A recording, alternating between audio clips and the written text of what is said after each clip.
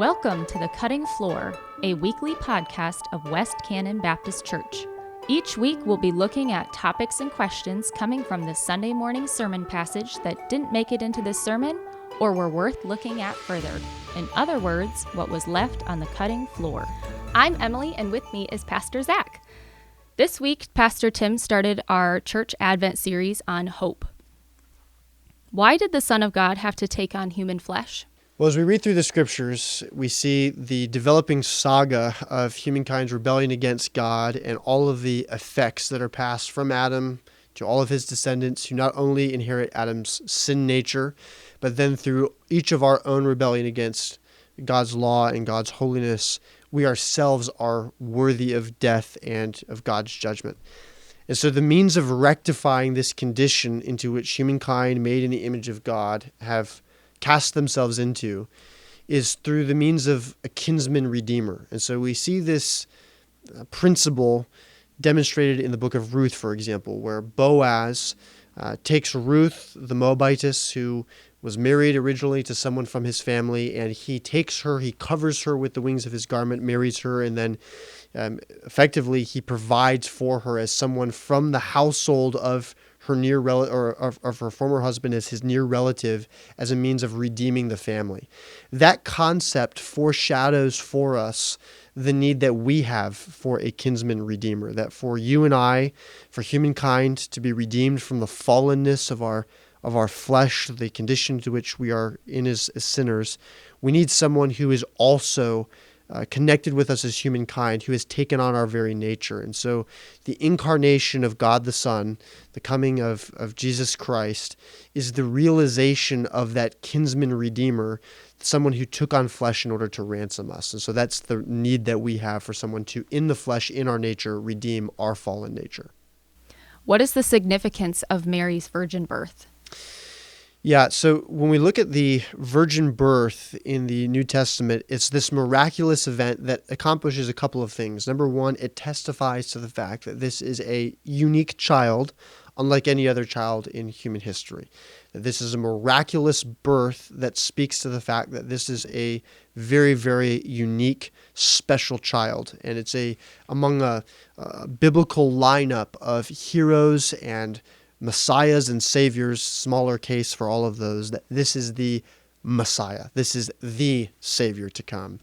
And so that uniqueness is marked out by the virgin birth. But more importantly, theologically, we find that from Adam, each one of his descendants inherit his fallen nature. And so they have a sin nature. They are born corrupted, and therefore they are born with a nature that condemns them to death.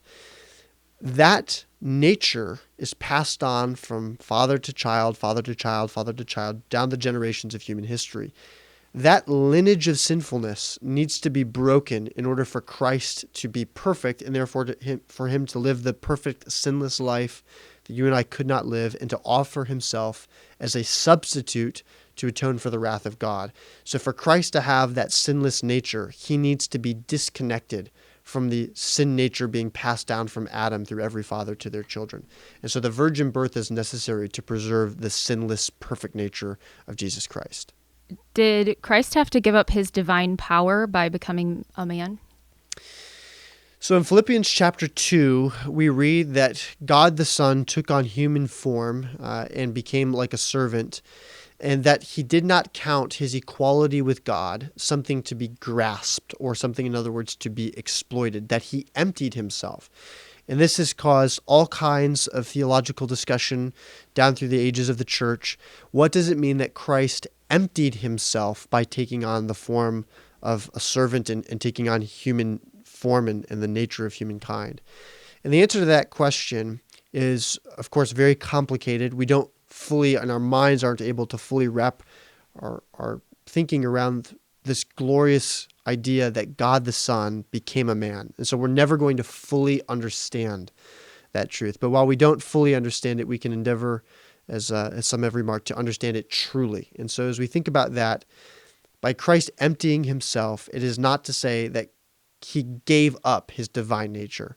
Rather, he added to his divine nature a human nature, so that in the person of Christ are two natures united, divinity and humanity. And in his humanity, he does not exercise the divine prerogatives that belong to his divine nature. And so in the incarnation, God the Son set aside in his human nature the exercise of those divine rights that belong to him for the sake of accomplishing our redemption, so that as a man he could live, that as a man he could be tempted, and as a man he could suffer and die for us and accomplish what we could not in our flesh through his flesh, and therefore restore us to God.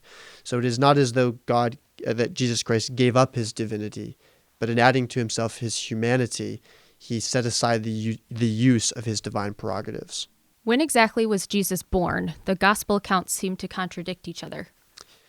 It's hard to nail down exactly the date of the birth of Jesus Christ. Certainly somewhere either just before or just after the conversion between the BC and AD eras. So we're not exactly sure if it's year zero or not. But more importantly to the question, there is some criticism that's levied against the gospel accounts, particularly Luke's gospel account, of those who suggest that Luke has got his dates confused, particularly right around the time of the birth of Christ. So in Luke chapter 2, we read that there was a decree that went out from Caesar Augustus that all the world should be registered. This was the first registration when Quirinius was governor of Syria, and all went to be registered each to his town. And Joseph also went to Galilee from the town of Nazareth to Judea, to the city of David, which is called Bethlehem, because he was of the house and the lineage of David, to be registered with Mary, his betrothed, who was with child. As we go down in this narrative, we also find out that this is the time in which Herod is reigning there in Judea. So we've got these various dates and individuals. We've got Caesar Augustus, who's the emperor of Rome. We've got Quirinius, who's the governor of Syria. And then we've got the rule of Herod. The issue that many historians and critics of the Bible point out is that these dates seem to be out of alignment, that Quirinius is before Herod. There should be a gap between them. Moreover, we've got a fair idea of when the first registration of Quirinius happened, and it should have happened a little bit later than what we see here. So how do we reconcile the complexity of these dates? And I think that there are a number of different ways that these are fairly easily resolved in the text.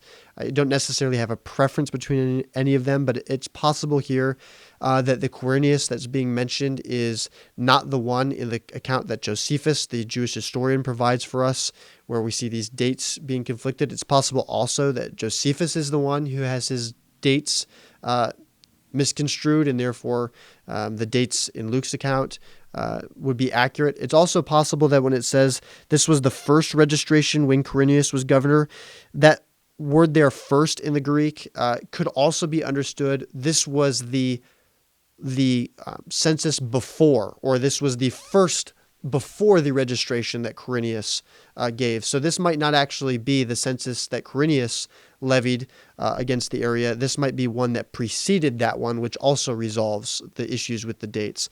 So there's a number of ways you can look at it. I think what we need to do is say this. Number one, we need to affirm the accuracy, the inerrancy of the biblical account, that what we have here is not an error historically, but that whichever way this issue is resolved, that there are numerous very plausible ways for resolving this issue, and that the Bible is our sole source of ultimate authority.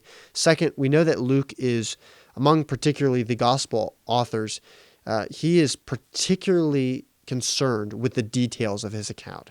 He is writing this to a man, Theophilus, a Gentile, and he is writing an account that he means to present a true history of the things seen and heard in other places about the life and times of this person, Jesus Christ.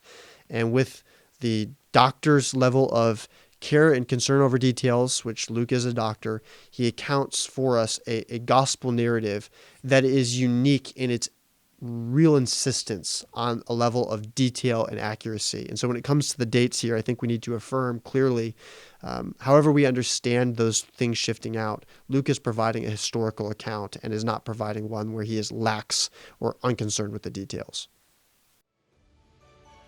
If you have any questions from the sermon or the sermon passage that you would like to have answered on the podcast, please email them by 8 a.m. on Tuesday morning to questions@westcannon.org. We'll see you next week.